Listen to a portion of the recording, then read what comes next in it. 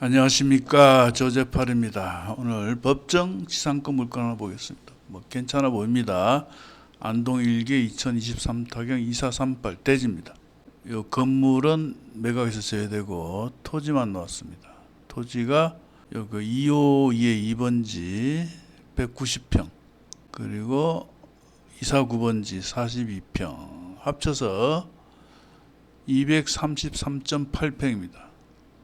그런데 감정금액이 8,500에서 4,166만 5천원, 49%입니다. 저렴하죠. 요 토지 지상에는 이런 건물이 있습니다. 건물이 여러 개 있어요. 요거 있고, 요거 주차장 같은 거 있고, 담벼락이 있고, 요 창고인가 화장실인가, 이렇게 잡다한 게 있고 그렇습니다. 건물 같은 건물은 요거 하나죠. 요거 하나, 요 집 하나. 그 외에는 자잘구레한 게 있습니다. 여기 도면도 있네. 여기 집 하나 제대로 있고, 그리고 얄궂은 거 있고, 이렇게 돼 있습니다.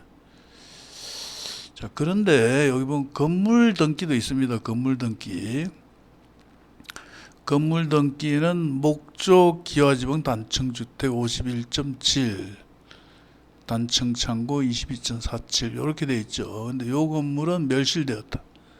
요 기록에 보면 주택 51.7 멸실, 예? 여기 창고도 멸실. 그리고 요 등기부상 등재되어 있는 건물은 멸실되고 이렇게 새로운 건물을 지었다. 103제곱미터. 거의 2배죠. 요 새 건물이 지어져 있다. 새 건물의 감정금액은 7,777만 5천원. 쭉쭉 좀 8천여만 원 되죠. 그리고 감정평가세를 잠깐 봅시다. 토지와 건물의 감정평가액은 여기 보시면 토지는 8,503만 원, 그리고 건물 74는 멸실되었고, 제시의 건물, 경매에 포함되지 않은 제시의 건물이 133.54평방미터, 8,137만 3,880원, 합쳐서 1억 6,640여만 원이다. 시골에 토지 건물이 1억 6,600이다. 어우, 집이 좋은가 봅니다. 그런데 토지의 가격은 4,166만 5천원이다. 그리고 현재 소유자 임땡땡 씨는 얼마에 매입을 했느냐. 여기 보시면 2014-281호 매매 목록이 2014-281, 2014년도에 매매로 치르겠죠. 2014에 281, 7,500만 원에 매매를 했습니다. 매매 목록은 토지 249번지, 그리고 토지 252의 2번지, 그리고 같은 곳 건물도 같이 매매를 했습니다. 그런데 이 건물은 구 건물을 매매한 것으로 보입니다. 여기 보시면 이 건물을 함께 매매했다. 가격이 7,500에 거래된 것을 보면 이 새 건물의 감정금액이 7,700이고 토지의 가격과 합치면 7,500에 매매할 턱이 없죠. 여기 7,500에 매매가 됐지 않습니까? 7,500에 매매가 될 턱이 없다. 건물의 감정금액이 7,700이면 실제 건축비는 더 들어갔다고 봐야죠. 감가상각해서 7,700이니까 실제 건축비는 더 들어갔을 것이다. 그런데 매매 금액이 7,500만 원인 것을 볼 때는 요 건물이다. 요 건물. 그렇게 해서 매매로 취득한 후 2014년도에 매매로 취득하고 그 이듬해 설정을 하죠. 2015년 채권 최고금액이 9,100만 원이다. 실제 채권액은 7천이겠죠. 공동담보로 토지 252의 2번지와 그리고 건물, 토지 두 필지와 요 건물을 같이 저당을 잡았다. 그때는 요 건물이 있었겠죠. 저당권 설정할 때는 이 건물이 있었다. 이렇게 보면 됩니다. 그리고 저당권 설정한 이후에 요 건물을 철거하고 요 건물을 지었다. 그렇게 되면 법정 지상권이 성립하지 않습니다. 이럴 경우 똑 떨어지는 판례가 있죠.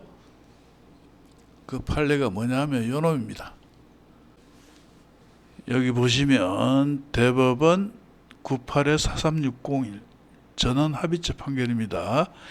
동일인 소유의 토지와 그 지상 건물에 관하여 공동 저당권이 설정된 후, 요 경우죠. 요 경우가 똑같습니다.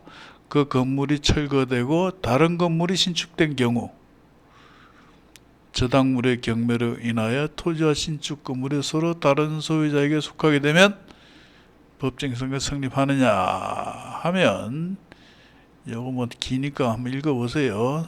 성립하지 않는다. 즉 다시 말씀드리자면 넓은 의미의 저당권 설정 이후에 지어진 건물이다. 저당권 설정할 때는 구건물이었죠. 그 구건물을 멸실하고 새 건물을 지었다. 그 새 건물은 경매를 넣을 수가 없습니다. 그래서 요 건물 등기를 보면 채권자는 이렇게 건물도 경매를 넣었죠. 이렇게 임의 경매. 건물도 담보를 잡았으니까. 그런데 이렇게 취소가 됩니다. 취소. 경매를 넣었으나 법원에서 현황 조사를 가니 등기상에 요 건물이 아니더라. 아니더라. 그러면 경매를 취소 기각시킵니다. 아니면 채권자로 하여금 경매를 건물에 대해서는 취하를 하라. 이렇게 통보를 하기도 하죠. 물론 이 내용은 조사를 해봐야 됩니다. 이 분이 이 물건을 취득할 때 토지와 구건물을 함께 매수했다. 요게 가정입니다. 금액을 봐서는 그렇다 이거라. 7,500만 원에 매수한 것을 볼 때는 요 새로운 건물의 가격이 7,700이기 때문에 그럴 가능성은 없다. 토지만 매입을 했다. 토지와 구건물을 매입을 했다.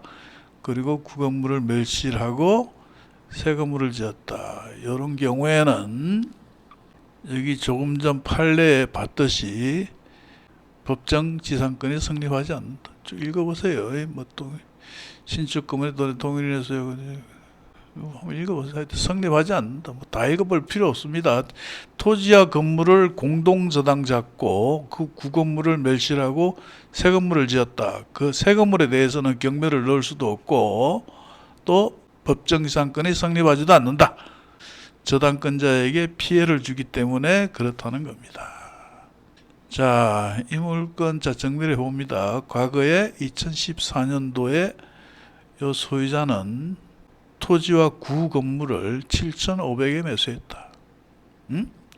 그리고 그 구건물을 멸실시키고 새 건물을 지었다. 그러면 이 토지와 건물의 가치는 조금 전에 봤듯이 한 1억 6천여만 원이다. 아까 감정평가서 봤죠? 감정평가서를 보면 토지와 건물 합쳐서 1억 6,600만 원이다. 이 토지와 건물은 1억 6,600만 원짜리다. 그런데 4,166만 5천 원까지 떨어졌다. 역사적인 금액입니다. 역사적인 금액. 이 소유자나 소유자의 뭐 친인척, 이해관계자들이 입찰을 해야 되겠죠.